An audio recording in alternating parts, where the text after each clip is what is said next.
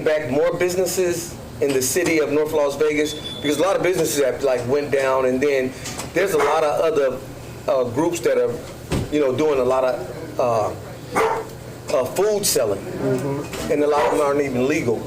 Or is that going to continue to allow in the city of North Las Vegas? Well, when we grew up in North Las Vegas, we couldn't do the vendors. We wasn't allowed to sell barbecue and hot mix and stuff on the corner. But it seemed like when the next generation comes, they're allowed to do it. So I'm not a hater on food vendors, so I would like to see vendors get licensed. And I would like to bring back a whole lot of stores for our people, because at one time North Las Vegas was huge with black businesses. And it's hard to see any black businesses right now in North Las Vegas, so I would love to bring vendors back, anything possible for entrepreneurship. I also would like to see more grants come out to our people. Because small businesses grants keeps businesses going.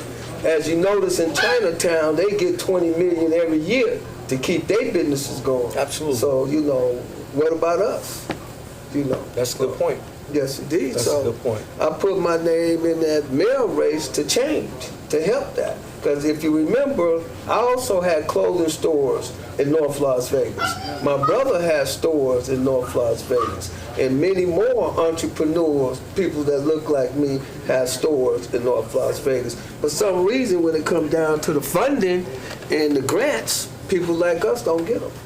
They always. You think it's because we brown-skinned? Well, You think it's because we African-American? You think it's because we black?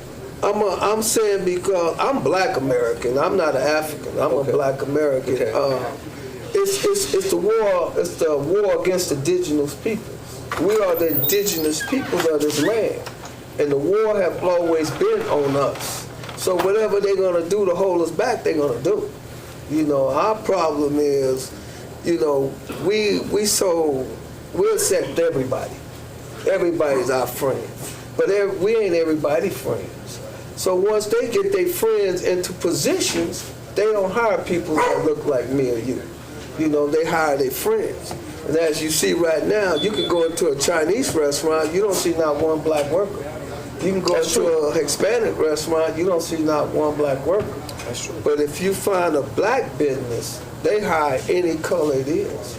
No discrimination. No discrimination. And that's what I'm running on. So mainly everybody that looks like us have been discriminated on for like way back, and it's still happening today, and actually it turned over even more because of the things that's going on in the South right now. So it's good that we have somebody that's from the roots that are really coming up, that's really trying to run, that's trying to make this thing happen. That's so good. But a lot of people don't understand that in this world, the way things go, whoever's in charge is who is held accountable. So you will be held accountable for everything that happens once you get in office. Yes, indeed. I'm held accountable for everything right now, and I ain't in office. You know what I'm saying? So that's why it's so easy to me to take this position. I am the best man for this position. Ain't no other candidates qualified more than me, because I have been in this community. I have been in the West Side community, North Side community. I started all the youth programs in North Las Vegas, in the West Side. So I've been here. And as my age, I was the first clothing store that was on this West Side. You remember, it wasn't no black clothing store, but Hen's Fashions was here. So entrepreneurship, I just spreaded it. So you got a couple of degrees too, right? Well, I got a degree in I went to UNLV. I didn't graduate from UNLV, but I graduated from Heritage College. And so that Heritage College it's a degree. You know what I'm saying? A lot of people say I'm not educated enough, but I mean, I'm street educated, I'm book educated. How much education do I need to do the right thing? You know what I'm saying? How much education you need? I mean, all the candidates right now is very well educated, but for some reason, they don't have no street sense to understand their people's situation. you know, and I do. And I'm here to try to help everybody. I'm not here just to try to help our people, but I'm here to try to help everybody. But I'm not going to ignore our people. Absolutely. You know, I'm not going to do it. So the economy in North Las Vegas, where is it right now? Well, right now, North Las Vegas is probably one of the highest grown it is economy-wise, but think about it. All it's bringing is industrial. You know, Apex. You know, Apex, think about it. Apex is like Army stuff, you know, bad air, pollution. You know, in our community, a lot of people dying behind cancer. You know what I'm saying? So by cancer, you having nothing but industry places around our schools, around our parks, around our homes. What's going to happen to us? Cancer. And as you see, every week we had a few. So for like moving forward for like growth and growing businesses that are growing North Las Vegas, what are some of the things that you have planned that would upgrade the community and also make it safe? Well, one thing about police, we need police. Ain't no doubt about it. I support police. I support good police. You know what I'm saying? Because that's bad in everything. I don't support ICE. I don't want ICE in our community at all. Because once ICE attack one group of people, they're going to attack the next group next. So we got to not let ICE in North Las Vegas at all. At the same time, we got to look at who is the real indigenous people. Because the only one cannot be touched is the real indigenous people. And we are the real indigenous people. So the only one that's really on this land is people that look like us. You know, but we not getting our fair share. You know, we're not getting it. And it's not that it's not out there for us to get our fair share. It's the gatekeepers. You know, we done had so many gatekeepers to... So before we get into the gatekeepers, how do we get around and how do we move forward in order to build this, in order to make it happen? Well, everything starts with grant funding. It grants with land. You done gave many people's buildings and apartments for $1. So when you get that kind of stuff approved as being the mayor? If they getting it approved now, why can't I get it approved? That's absolutely right. Yeah. So if they can get it approved, why can't the mayor get it approved? That's right. But at the same time, why it's not being approved for us? And how many years it's been? Oh, man. I mean, how many years what been? The struggle? How many years it's been? What? The struggle. Of not getting grants, not getting money, not being able to... I'll tell you, I was... be in place to be able to grow. At least in the last 25 years, even 30 years, yeah, my friends over there ain't playing. They ain't playing. They hit me. They upset too. They mad. They ain't getting their share. So everybody need to get their money. You know what I'm saying? You know, and right now they just gave like 1.7 billion or something like that to the people who was getting out of jail for knocking the Capitol down and busting the windows out and killing a few officers and things like that. They just got the money for that. Is there any way that we can get some of that money that... Well, you got to understand, Trump is in office and he getting that money to his friends. That's what he wants to do. Our question is, how could we stop it? Because that 1.7 billion should be coming to us. You got to understand, all the money that they send Israel and all these other countries, that's our money. That's our taxpaying money. Why that taxpaying money is not going back to our community? You know, just because like, they're using it to go over there and fight wars. Well, they ain't using it to fight wars. They're using it for them. They putting it in their pocket too.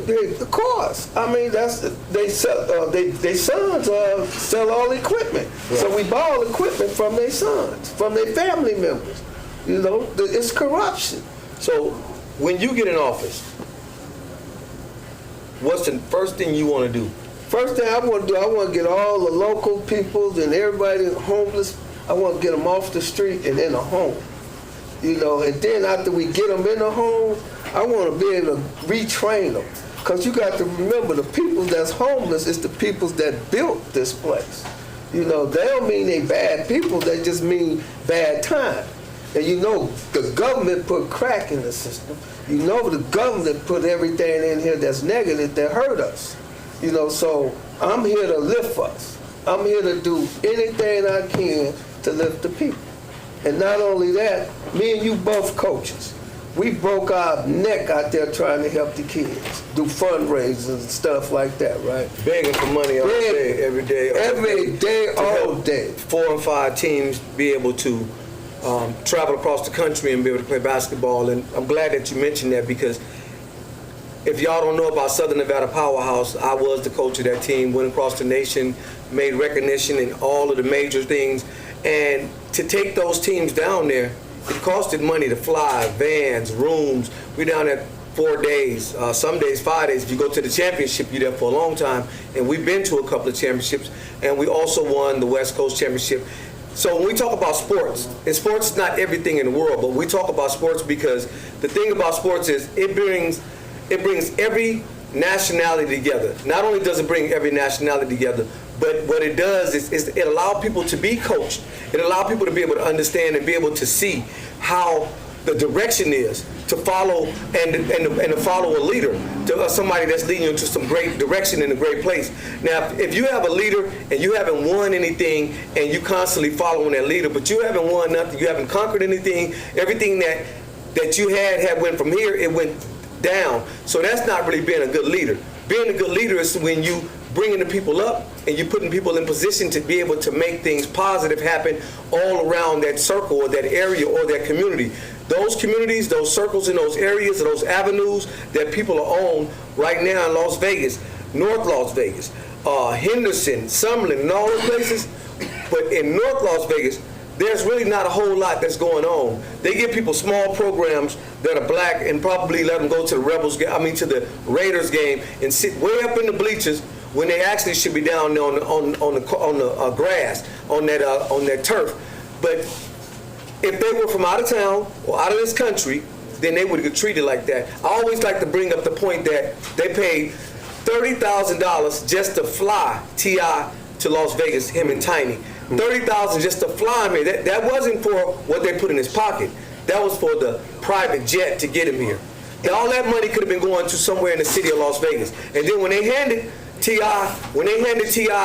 the key to the city, he says, I don't even want the key to the city.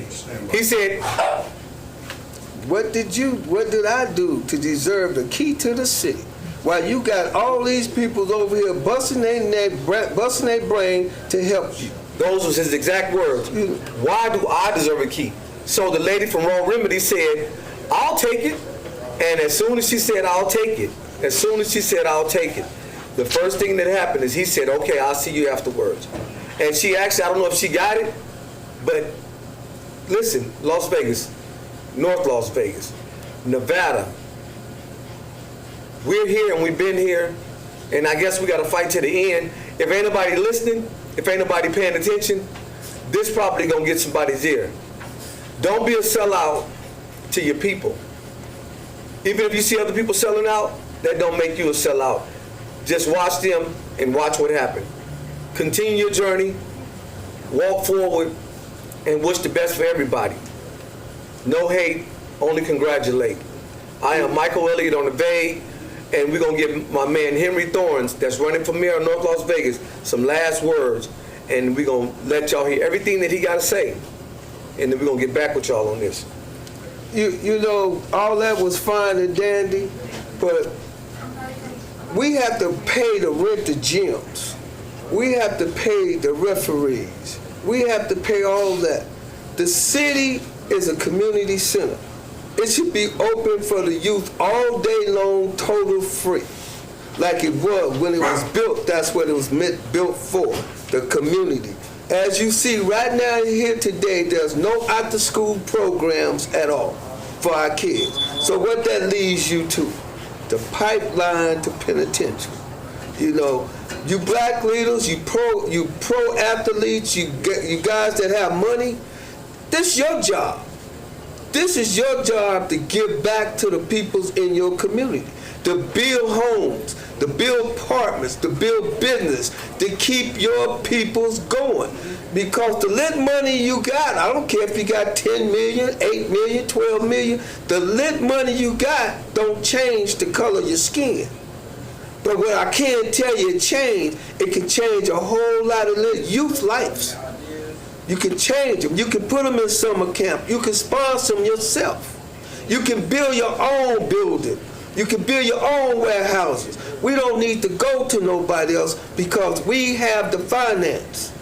But brothers, sisters, everything that controls you is totally opposite color. When are you going to control yourself? When? When are you going to help your kids? When? This is a bigger picture. Now that they gutted the law of voting laws, do you really know what that means? That means they coming at us. Any means necessary. Malcolm wasn't bull jiving when he told you.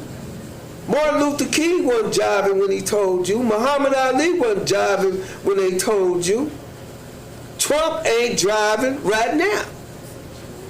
They coming at us. Like I said, that $1.7 billion that he want to give to the people that attacked the United States, and now we want to pay them for that? That's just like paying the Ku Klux Klan to kill off all the black peoples and all Americans, and you pay them for doing it. Come on, man. It's time to wake up. And I'm Henry Thorne. I am running for mayor of North Las Vegas. I am the only Democrat candidate that's running. Now, don't get fooled. Black is no Democrat. Moreno is no Democrat. Matter of fact, they never gave you a plan on what they want to do for you. But Henry Thorne that gave you plan after plan after plan. Wake up. Vote for somebody you know. Not for hate. Vote for somebody you know. My name is Henry Thorne. Most wanted, Henry Thorne. I will be your next mayor. Most wanted, Henry Thorne. Let's get a round of applause, everybody. Yeah. Can we get participation in here? Yeah. So we do got a studio audience in here watching in on the show today. Tune in to y'all next week on the Vague channel. GPMG is where we at doing this live. I'd like to thank you too. GPMG Media is where this live is being taken place at.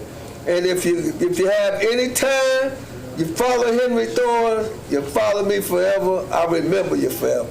Thank you. Peace. And go vote. Oh, go vote. Ooh, go vote. Go vote. Vote. We got to get out on record numbers this time. Look, this is so, all you guys don't believe in voting, this is one of the most important times to vote right now. I mean, you got the good, you got the bad, and you got the best. We want to be standing on business. Come on. I'm standing 10 toes down with you. Stand 10 toes down with me. Holler if you hear me. Check us out.